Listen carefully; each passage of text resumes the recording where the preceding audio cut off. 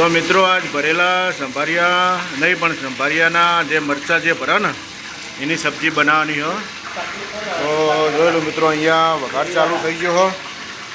આ કારીગર બળદેવભાઈ હનો વઘાર કરો હો. આમાં શું આવો મસાલો અંદર બધું ભર્યામાં આવી ગયું. વઘારમાં શું નાખવાનું? જો વઘારમાં રાયડો નાખો રાઈ. બીજું શું આવું પછી? હા આવો આર્યું આ શું કહેવાય? હા આદુ મરચાંની પેસ્ટ અંદર આવો ના આવો. આ શું કહેવાય આર્યું? બેસન અને મરચું. જે આ વઘાર ચાલુ થઈ ગયો. ભરેલા મરચાં આપણે સિત્રા હતા વધારે સાથે બનાવી એવા ને. હા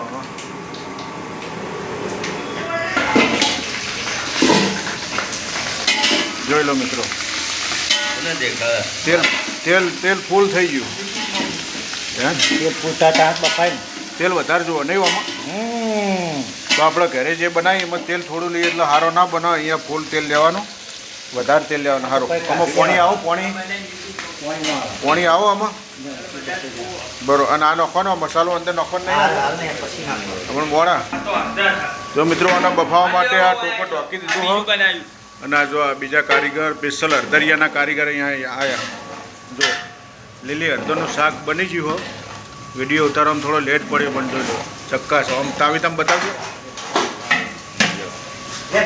જોઈ લો એકદમ કલરફુલ અને ટેસ્ટફુલ, એકદમ સ્પેશિયલ હળદરિયાના કારીગર.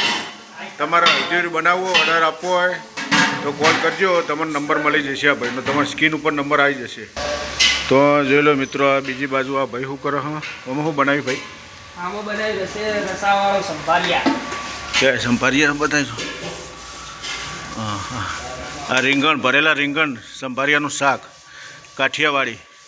જોઈ લો મિત્રો, ચીલું મસ્ત બનાવ્યું. હા જોઈ લો એકદમ ટેસ્ટફુલ ભરેલા શું કહેવાના? રસાવાળા ભરેલા રસાવાળા સંભારિયાની સબ્જી.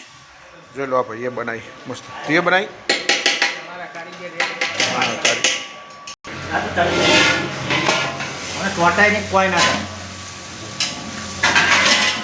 ખાલી તેલમાં જ ચડાવવાના નહીં? બરોબર. આમાં તેલ વધારે લેવું પડે ખાલી. કાઢી લેવાનું થઈ જાય એટલા એવું. હું નાખ્યું બેસન અને મરચું ખાલી. મીઠું અંદર ભરેલામાં આવી જાય, ઉપર નહીં નાખવાનું. બરોબર.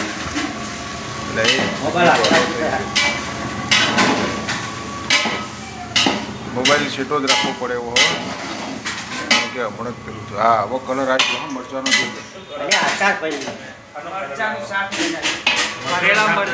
શાક બનાવ્યું, મરચાંનું શાક.